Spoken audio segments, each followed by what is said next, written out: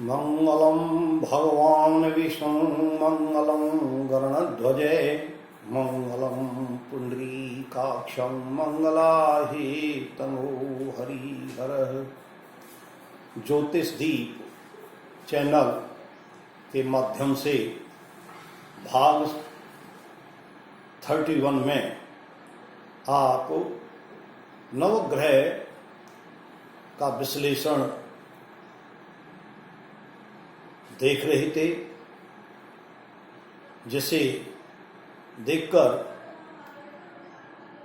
आप सबने बहुत बड़ी संख्या में सब्सक्राइब किया, लाइक किया, शेयर किया, जो आपकी इस ब्रह्म विद्या की रुचि के प्रति प्रेरणा को जागृत करता है, अर्थात आपकी रुचि के विषय में बतलाता है कि आपने इतनी बड़ी संख्या में लोगों ने इस वीडियो को देखा और उसके विषय में अपनी अनेक प्रकार की जिज्ञासा प्रकट की। उसी कड़ी में नवग्रह का विश्लेषण आपके सामने प्रस्तुत किया जा रहा है, जो भविष्य में ज्योतिष के फलित भाग में विशेष रूप से आपके लिए लाभकारी सिद्ध होगा। यदि आप मेरे एक एक शब्द को ध्यान से सुनेंगे और फलित भाग में उनका प्रयोग करेंगे तो फलित बहुत ही सटीक होगा, जो सभी जातकों के लिए और आपके लिए लाभप्रद होगा। हमारे ज्योतिष शास्त्र में, ज्योतिष विद्या में, जैसा कि मैं बार बार पुनरावृत्ति करता रहता हूं कि 12th हाउस निश्चित हैं, 12 राशियां निश्चित हैं, 9 ग्रह फलित के लिए निश्चित हैं, जिनका हम प्रयोग प्रत्येक कुंडली में करते हैं और उनके विश्लेषण के द्वारा जातकों को संतुष्ट करते हैं। इस में सबसे पहला ग्रह सूर्य है। सूर्य सबसे ज्यादा प्रभावशाली होता है। सूर्य कुंडली में जातक की आत्मा है। सूर्य पिता है। सूर्य जातक के प्रताप को, तेज को बतलाने वाला है। सूर्य जातक की आरोग्यता को बतलाता है कि जातक अपने जीवन काल में कितने समय और किस किस समय में या जीवन के अधिकांश भाग में आरोग्य रहेगा और सुखमय जीवन व्यतीत करेगा। सूर्य हमारी सांसारिक अनेक महत्वाकांक्षाओं में आसक्ति है, जिसके फलस्वरूप जातक विशेष रूप से अनेक प्रकार की उन्नति पर उन्नति पदों का लाभ करता है और अपने जीवन में उनसे संतुष्ट होकर के प्रसन्नचित रहता है। सूर्य जातक के लिए विशेष रूप से लक्ष्मी का कारक है। यदि कोई देवज्ञ की सलाह के अनुसार कुंडली का विश्लेषण किया जाए और देवज्ञ के द्वारा बताई हुई रीति नीति से सूर्य की साधना की जाए तो सूर्य अपार लक्ष्मी का कारक है। ये रहस्यपूर्ण बात है। इसको भविष्य में विस्तृत रूप से आपको मैं समझाऊंगा, जिसको अनेक विद्वान नहीं समझते हैं। सूर्य अपार लक्ष्मी का कारक है। इसी प्रकार से जातक के जीवन में चंद्रमा मन है, बुद्धि है। चंद्रमा राजा की प्रसन्नता है, अर्थात जहां भी जातक अपने जीवन काल में जिसके अधीनस्थ होकर के कार्य करता है, वहां उस राजा के अंदर अथवा जिस प्राणी के अधीनस्थ कार्य किया जा रहा है, उसको सदैव प्रसन्नता दिलाने वाला है। उसके माध्यम से प्रसन्नता प्राप्त होती है जातक को।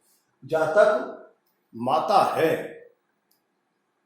माता जन्म से पालन पोषण करती है और अच्छे अच्छे संस्कार प्रदान करती है।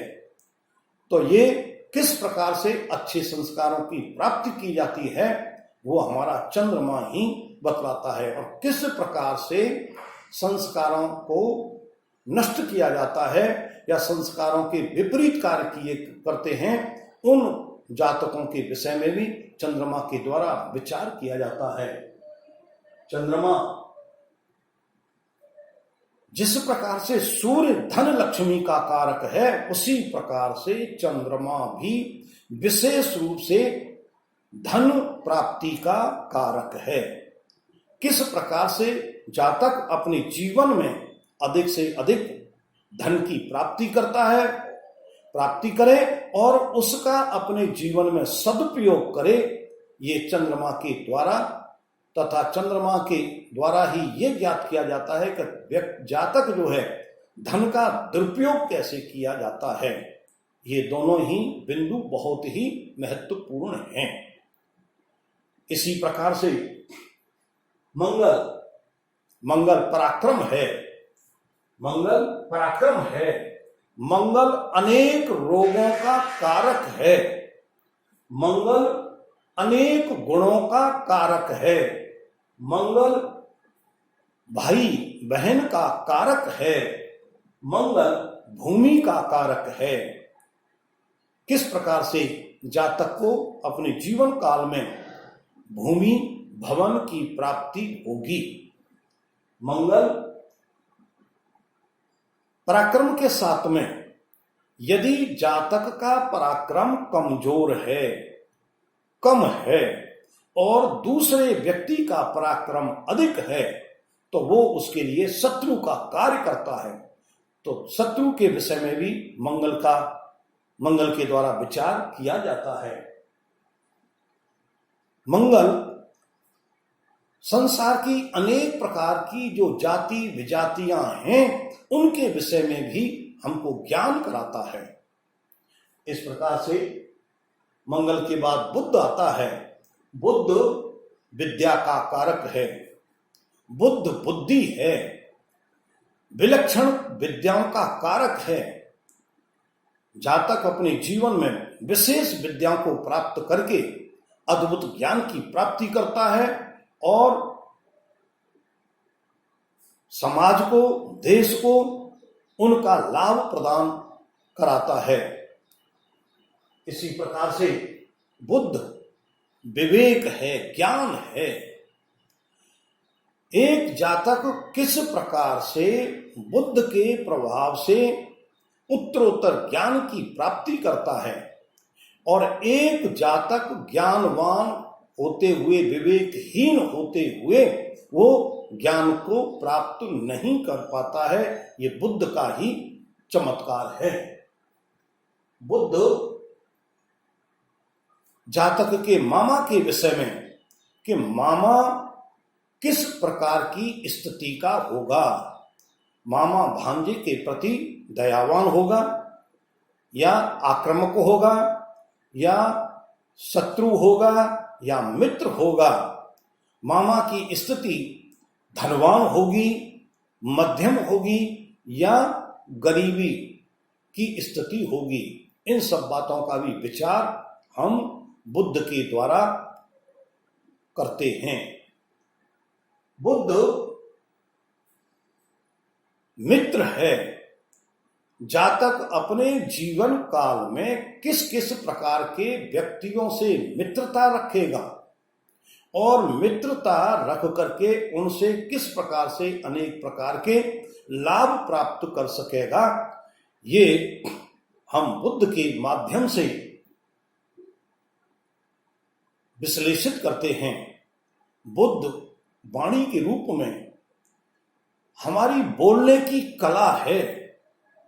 एक व्यक्ति इस प्रकार के वचन बोलता है कि जो दूसरों को अपनी ओर आकर्षित कर लेता है।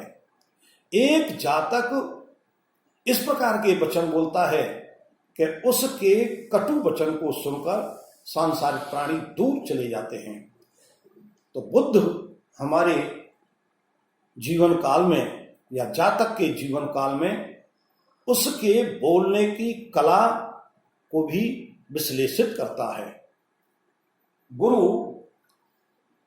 सबसे बड़ा ज्ञानी है, ज्ञान देने वाला है, बुद्धि है और बुद्धि के साथ में बलिष्ठ शरीर को प्रदान करने वाला है। शरीर की पुष्टि करता है। शरीर कमजोर होगा, मजबूत होगा, शक्तिशाली होगा या शक्तिहीन होगा। गुरु पुत्र संतान के विषय में ज्ञान देता है। संतान किस प्रकार की होगी। पुत्र जो है प्रभावशाली होगा, विद्या युक्त होगा या अथवा अपने माता पिता के नाम को रोशन करने वाला होगा। इस प्रकार का ज्ञान हम गुरु के द्वारा प्राप्त करते हैं। इसी प्रकार से शुक्र जातक के जीवन में दाम्पत्य जीवन का कारक है। दाम्पत्य जीवन में उसका विवाह किस अवस्था में होगा, किस दिशा से होगा, पत्नी किस रूप की मिलेगी, सुंदर मिलेगी, क्रूप मिलेगी, संस्कार युक्त मिलेगी, लक्ष्मीवान मिलेगी क्या अलक्ष्मी मिलेगी, रोग युक्त मिलेगी या रोगों से मुक्त मिलेगी। इस प्रकार का विस्तृत विश्लेषण हम शुक्र के माध्यम से देखते हैं।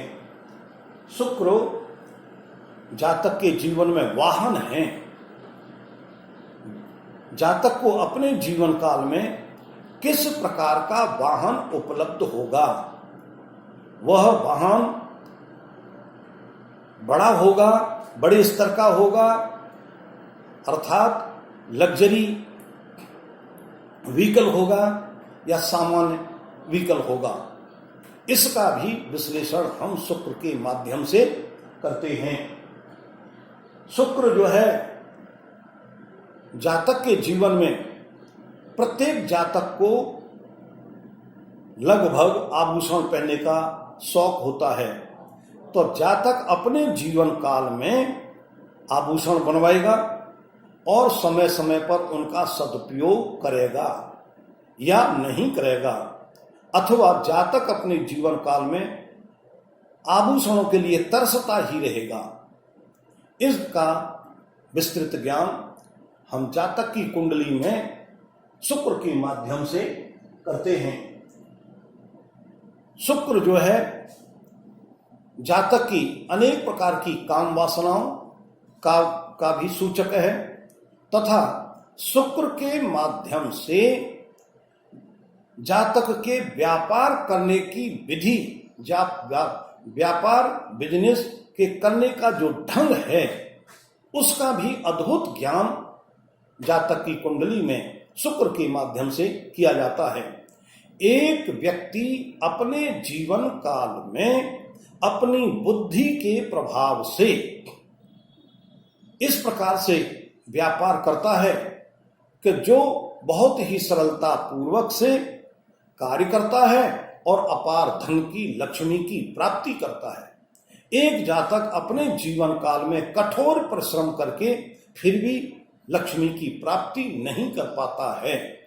इसका विश्लेषण भी जातक की कुंडली में शुक्र के माध्यम से किया जाता है। शनि आयु है, शनि जीवन है, शनि मृत्यु को के कार्यकाल को बतलाने वाला है।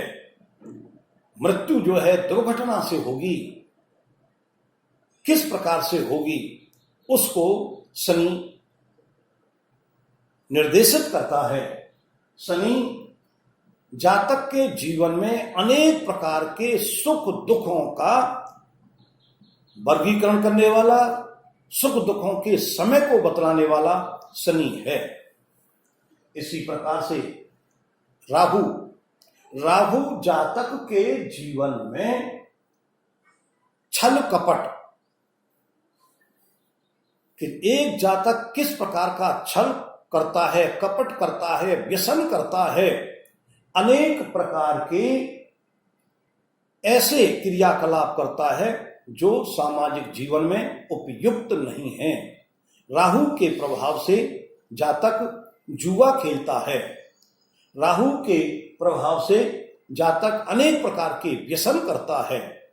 इन सब का विश्लेषण भी जातक की कुंडली में राहु के द्वारा किया जाता है।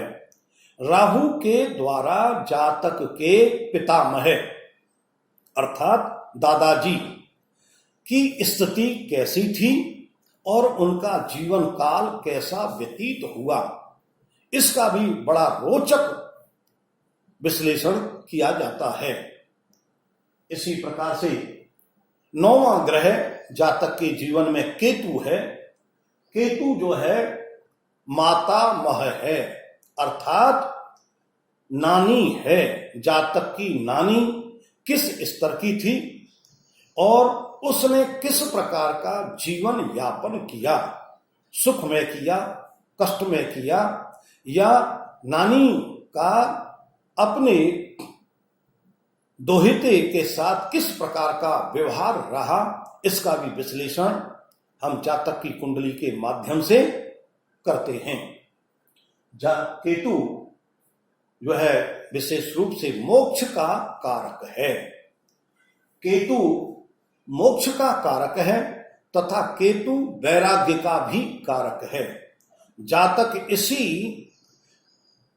केतु के प्रभाव से सांसारिकता के भोग विलासों से विरक्त होकर वैराग्य की ओर अग्रसर होता है और वह वैराग्य के द्वारा एकांत में बैठ करके प्रभु की, ईश्वर की साधना करता है और उस साधना के माध्यम से वह मोक्ष को प्राप्त करता है, जो उसके जीवन के लिए सबसे बड़ा महत्वपूर्ण बिंदु, कल्याण कारक सिद्ध होता है।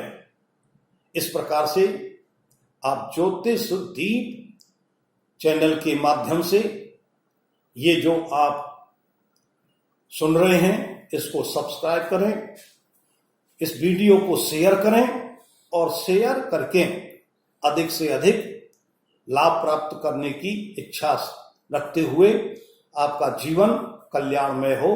कल्याणम अस्तु।